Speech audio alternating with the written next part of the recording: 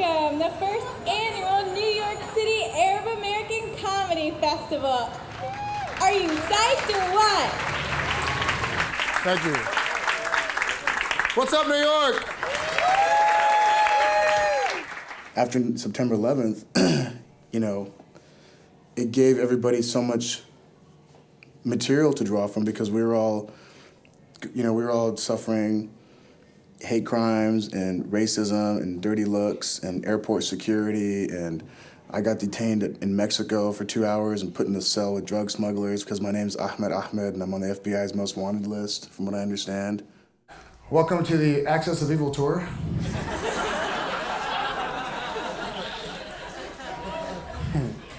Some of you might know who I am and some of you might not, but for those of you that don't know who I am, my name really is Ahmed, and I can't fly anywhere. You guys too?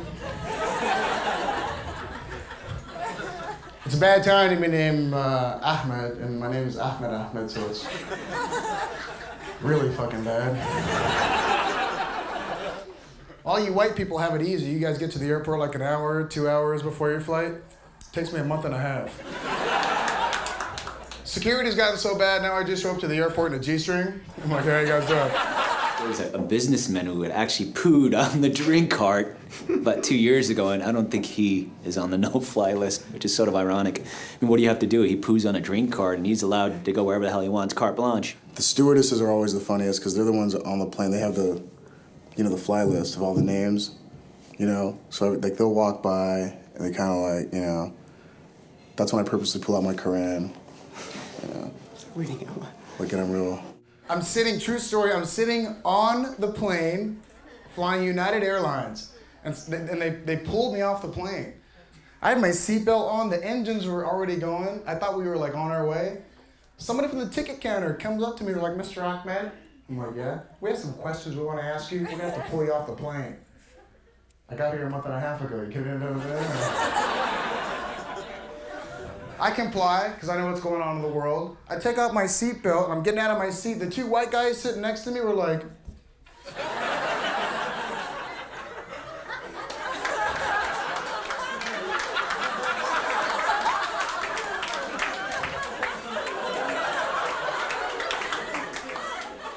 I thought he was a Mexican.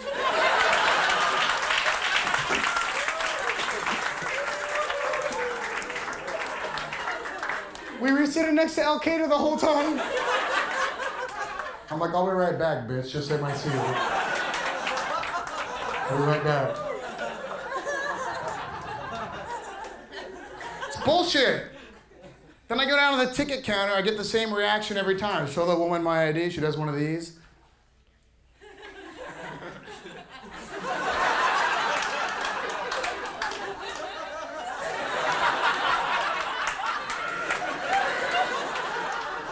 After 9/11, I was so worried about my last name that when I want to say it's the first time after 9/11, like 2 weeks later, I used my middle name. I went up as Dean Joseph.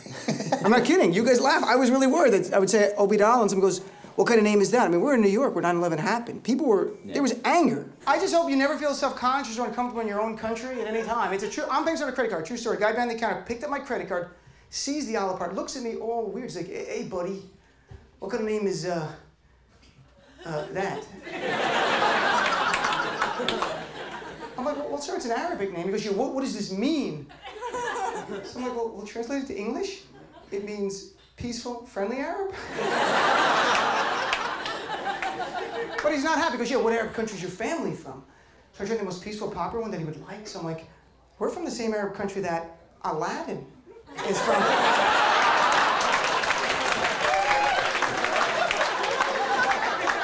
I grew up in northern Jersey, in Lodi, New Jersey, and I'm from Lodi. Let me tell you the ethnic diversity of Lodi, New Jersey when I was growing up. You were either Italian or you were my dad. That was the town.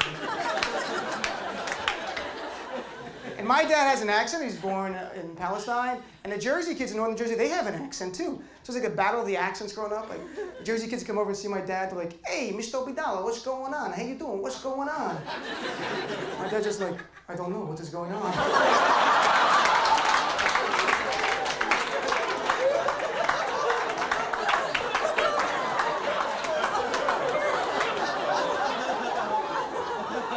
never tells me anything. Nothing's going on again. And the Jersey kids are like, your dad has such a freaking weird accent. Where is he from?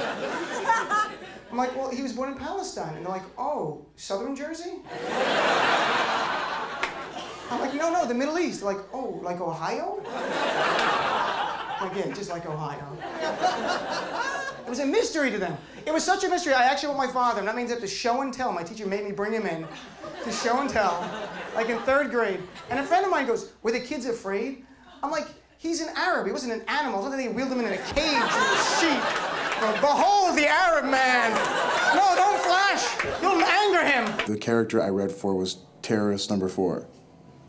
Not number 1, not number 2, number 4. And I was already well into my comedy career at this point, so I didn't take it that serious. And I read my lines way over the top. And, you know, it was like, sit down, you will obey, or I'll kill you in the name of Allah, you know, stuff like that. And the director went nuts, and he was like, that was brilliant, Ahmad.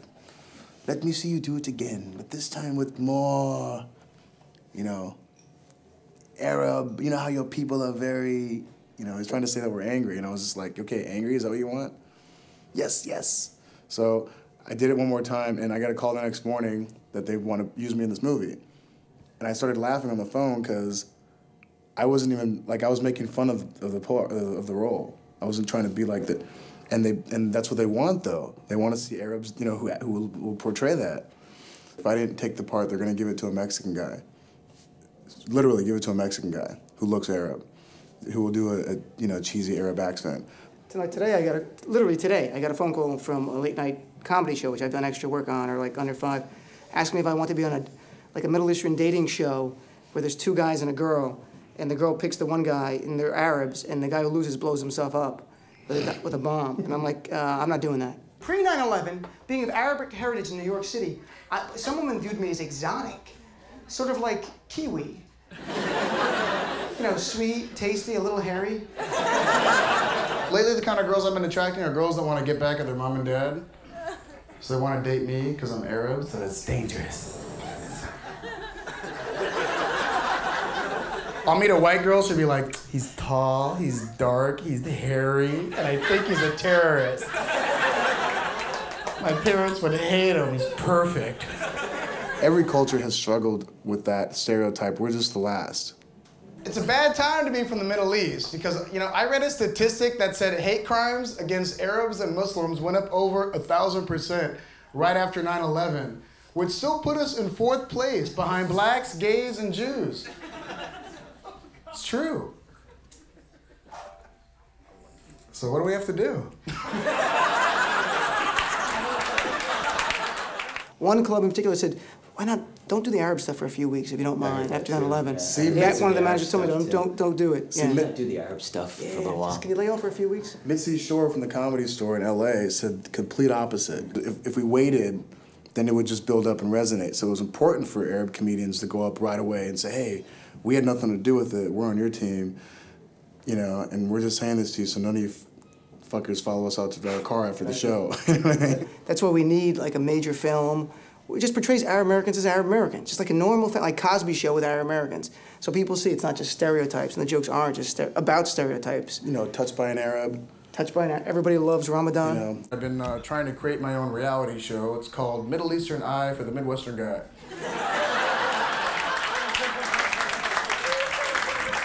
5 Arabs bust into a white guy's house. Teach him how to hate women and make bombs. You know, I can't do that show because Midwestern guys already know how to do that, so. My point is that with comedy, though, we can dispel all that stereotype and all that, you know, negativity, and, you know, we're allowed to do it in a way where we're not politicians. Mr. Ahmed, where are you flying this afternoon? So I looked at her and I said, I have a one-way ticket to paradise, my friend. Hawaii, I'm going to Hawaii.